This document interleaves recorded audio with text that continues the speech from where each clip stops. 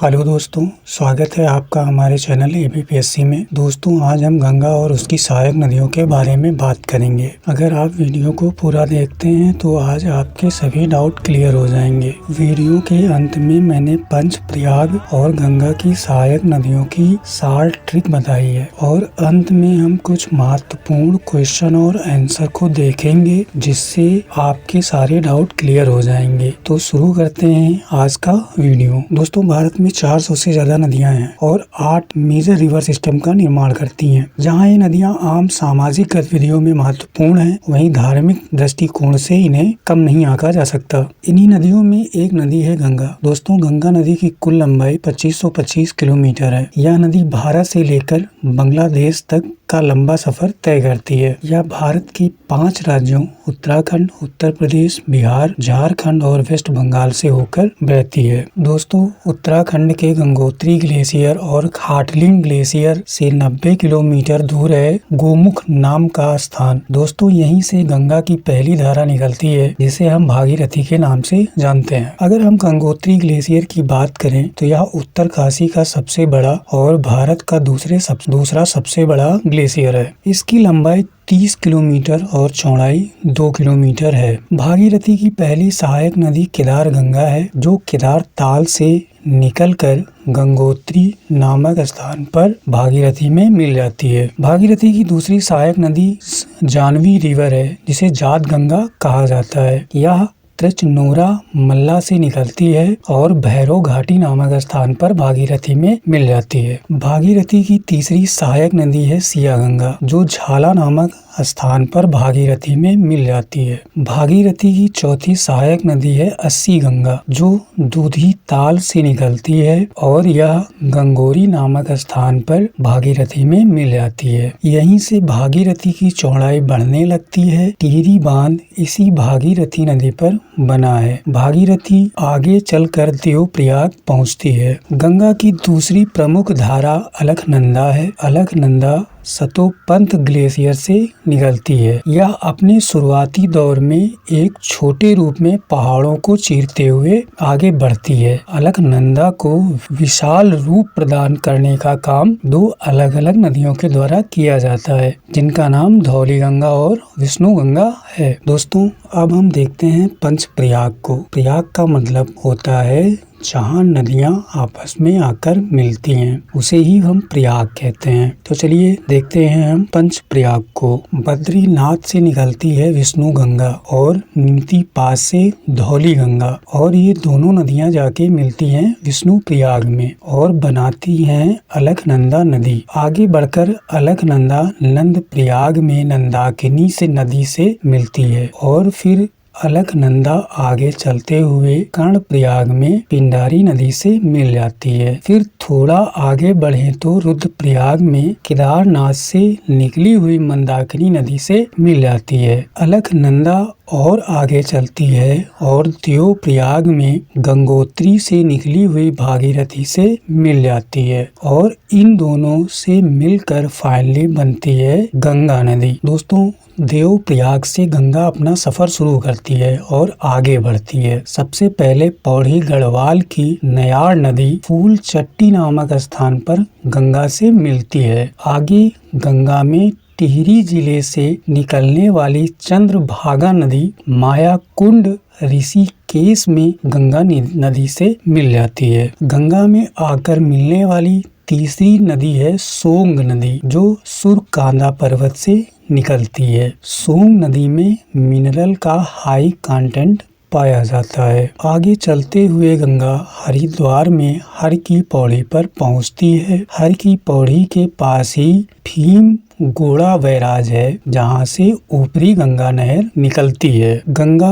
उत्तर प्रदेश में बिजनौर जिले से प्रवेश करती है। बिजनौर में चौधरी चरण सिंह बैराज है, जहां से मध्य गंगा नहर निकलती है। बिजनौर से गंगा बुलंदशहर पहुंचती है। बुलंदशहर के नरौरा में निचली गंगा नहर निकलती है। गंगा उत्तर प्रदेश के 28 जिलों से होकर गुजरती है। बुलंदशहर से होते हुए गंगा फर्रुखाबाद पहुंचती है। फर्रुखाबाद से गंगा कन्नौज पहुंचती है, जहां नैनीताल से निकलने वाली रामगंगा नदी गंगा में आकर मिलती है। कन्नौज से आगे बढ़ती हुई गंगा कानपुर फतेहपुर के रास्ते प्रयागराज पहुंचती है। इसी प्रयागराज में पुंछ चोटी से निकलने वाली यमुना नदी गंगा से आकर मिलती है। फिर आगे गंगा मिर्जापुर बनारस होते हुए गाजीपुर पहुंचती है। इसी गाजीपुर के कैथी नामक स्थान पर पीलीभीत के फुल्लर झील से निकलने वाली गोमती नदी गंगा में विलीन हो जाती है। गाजीपुर होते हुए गंगा बलिया पहुंचती है और बलिया से गंगा बिहार में प्रवेश करती है। बिहार के बक्सर जिले में कैमूर पर्वत से निकलने वाली कर्मनाशा नदी को गंगा का साथ मिलता है। बक्सर से आगे गंगा भोजपुर होते हुए सारण जिले में पहुंचती है, जहां पर मापचाचुंग ग्लेशियर तिब्बत से निकलने वाली घाघरा नदी गंगा में विलीन हो जाती है। फिर आगे चलते हुए गंगा गया पहुंचती है, जहां पर झारखंड के पलामू जिले से निकलने वाली पुनपुन नदी गंगा में आकर समाहित हो जाती है। इसी तरह पटना में सोन नदी आके गंगा में विलीन हो जाती है। इसी पटना के हाजीपुर में गंडकी नदी भी गंगा में मिल जाती है, जो नेपाल से निकलती है। आगे गंगा वैशाली के रास्ते समस्तीपुर और कटिहार पहुंचती है। इसी कटिहार में नेपाल से निकलने वाली कोसी नदी का संगम गंगा से हो जाता है। गंगा बिहार के 12 जिलों से होकर गुजरती है, जो कि लगभग 445 किलोमीटर की यात्रा तय करती है। फिर गंगा पड़ोसी राज्य झारखंड में प्रवेश करती है। यह झारखंड की एकमात्र जिले साहिबगंज से वेस्ट बंगाल में प्रवेश कर जाती है। गंगा मालदा और फिर मुर्शिदाबाद जिले तक जाती है। इसी मुर्शिदाबाद जिले में ही फरक्का बांध बना हुआ है। गंगा मुर्शिदाबाद के धुलियान से 2 धाराओं में बट जाती है। एक धारा बांग्लादेश चली जाती है, जिसे हम पद्मा कहते हैं, और दूसरी धारा को हम हुगली के नाम से जानते हैं। यहीं से इसका नाम भागीरथी हुगली नदी तंत्र हो जाता है। हुगली नदी के किनारे बसे प्रमुख शहर कोलकाता, हावड़ा, डायमंड हार्बर और हल्दिया हैं। हुगली की 2 प्रमुख सहायक नदियां हैं, पहली दामोदर नदी और दूसरी रूप नारायण नदी। फिर गंगा अपने अंतिम सफर में गंगा सागर के समीप बंगाल की खाड़ी में गिर जाती है। ब्रह्मपुत्र नदी, जो कि तिब्बत से निकलती है, अरुणाचल प्रदेश, असम होते हुए बांग्लादेश में प्रवेश करती है और फाइनली अरिच्छा नामक स्थान पर पद्मा में अपना जल गिरा देती है। बांग्लादेश में ब्रह्मपुत्र को जमुना नदी के नाम से जाना जाता है। पद्मा नदी आगे बढ़ते हुए एक और नदी को ज्वाइन करती है, जिसे मेघना कहा जाता है। ये नदी मणिपुर हिल्स से बराक नामक नदी के नाम से निकलती है। मेघना और पद्मा का मिलन बांग्लादेश के चंद्रपुर जिले में होता है। जमुना नदी, जिसे हम ब्रह्मपुत्र नदी कहते हैं, पद्मा नदी जिसे गंगा कहते हैं, और मेघना नदी जो बराक नदी है, मिलकर सुंदरबन डेल्टा का निर्माण करती हैं, जो दुनिया का सबसे बड़ा नदी डेल्टा है। आइए अब हम देख लेते हैं शॉर्ट ट्रिक गंगा की जो ट्रिब्यूटरी हैं उनको याद करने का तरीका। पहले हम देख लेते हैं जो गंगा से लेफ्ट की ओर से आकर मिलती हैं, उन नदियों को याद करने की ट्रिक। इसकी जो ट्रिक है वो है रिलायंस 3G के मालिक। R for Ramganga, G1 Gomti, G2 से घाघरा नदी हो जाएगी, G3 से गंडक नदी हो जाएगी, K से कोसी नदी हो जाएगी और M से महानंदा नदी हो जाएगी। ये सारी नदियाँ लेफ्ट की ओर से आकर गंगा में मिलती हैं।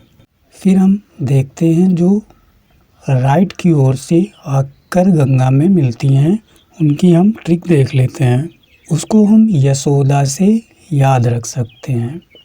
यशोदा से याद रख सकते हैं YA से यमुना नदी, SO से सोन नदी और DA से दामोदर नदी। फिर हम देखते हैं पंचप्रयाग को याद करने की ट्रिक। पंचप्रयाग को याद करने की जो ट्रिक है वो है, विक्की ने कपड़ा रगड़ के धो दिया। जो विक्की है उसके वी से हम विष्णु प्रयाग को याद कर सकते हैं और नी से नंद प्रयाग, कपड़ा की जो का है उससे हम याद रख सकते हैं कर्ण प्रयाग को, और रगड़ के से हम याद रख सकते हैं रुद्र प्रयाग को, और थूना से हम याद रख सकते हैं देव प्रयाग को। सभी प्रयागों में अलकनंदा नदी कॉमन नदी है। आइए हम देख लेते हैं कौन से प्रयाग पे कौन सी नदी आके मिलती है। आपको ये ध्यान रखना है कि जो अलकनंदा है वो सब में कॉमन नदी है। इसको याद रख सकते हैं वीणु ने धोली। जो विष्णु प्रयाग है वहाँ पे धौली गंगा आके अलकनंदा से मिलती है। फिर कर्ण ने प्यार किया। जो कर्ण प्रयाग है वहाँ पर पिंडारी नदी आके मिलती है अलकनंदा से। फिर है देव भाग गया। देव भाग गया तो जो देव प्रयाग है वहाँ पर भागीरथी नदी आके मिलती है अलकनंदा नदी से। फिर अंतिम जो है वो है रुद्र प्रयाग। रुद्र प्रयाग आप याद रख सकते हैं कि जो रुद्र है वो मंदबुद्धि बालक है। मतलब रुद्र प्रयाग में जो मंदाकिनी नदी है वो अलकनंदा से आके मिलती है। हम देख लेते हैं कुछ महत्वपूर्ण क्वेश्चन आंसर को। तो चलिए देखते हैं।